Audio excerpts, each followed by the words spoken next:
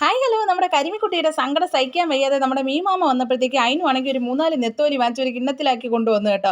പൂച്ചയ്ക്ക് കറി വെച്ച് കൊടുക്കാനെന്നും പറഞ്ഞുകൊണ്ട് അത് വീടിനകത്ത് വെക്കേണ്ട, പ്രത്യേകം വെക്കണമെന്ന് പറഞ്ഞ് ഒരു അടുപ്പൊക്കെ സെറ്റ് ചെയ്തു. അങ്ങനെ റെജീന അടുപ്പൊക്കെ കത്തിച്ചു കൊടുത്തു കേട്ടോ. ആദ്യം പോഞ്ഞ് കത്തിയെങ്കിലും പിന്നെ നല്ലോണം കത്തിയിട്ടുണ്ട്.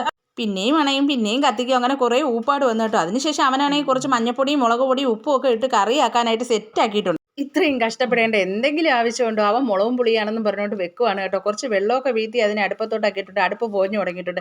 ഞാനും അവളും കൂടെ മാറിയും തിരിഞ്ഞും കത്തിച്ചൊക്കെ വല്ല വിധേനയും കറി റെഡിയാക്കി എടുത്തിട്ടുണ്ട്. അപ്പോൾ കുറച്ച് ചോറുമായിട്ട് വന്നിട്ടുണ്ട്. അതിലേക്ക് ആ കറി എടുത്ത് ഒഴിച്ചു കേട്ടോ. എന്നിട്ട് കരിമിയും മുത്തോണിയും വിളിച്ചു വരുത്തി അതിനെ ഞാൻ തന്നെ കുഴച്ച് അവൻ്റെ കയ്യിൽ കൊടുത്തു. അവൻ തട്ടി കൊടുത്തു കേട്ടോ. അവർ ഓടി വന്നു എന്തോ വെറൈറ്റി സാധനമാണെന്നും പറഞ്ഞുകൊണ്ട്. മുത്തുമണിയാണെങ്കിൽ മണത്തത് ഇതായിരുന്നോ സാധനം എന്നും പറഞ്ഞുകൊണ്ട് ഒരൊറ്റ പോക്ക്.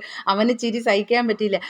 കരിമിയാണെങ്കിൽ മീനുള്ള ഭാഗത്ത് നിന്ന് മീൻ മാത്രം പറക്കി തിന്നു. അത് കണ്ടുകൊണ്ട് മുത്തുമണിയും വന്ന് 1-2 പീസ് മീനും തിന്നിട്ട് മിണ്ടാതെ അങ്ങ് തിരിഞ്ഞു പോയി കേട്ടോ. കരിമിയാണെങ്കിൽ പിന്നെ നക്കി തുടച്ചൊക്കെ വല്ല വിധം കഴിച്ചു.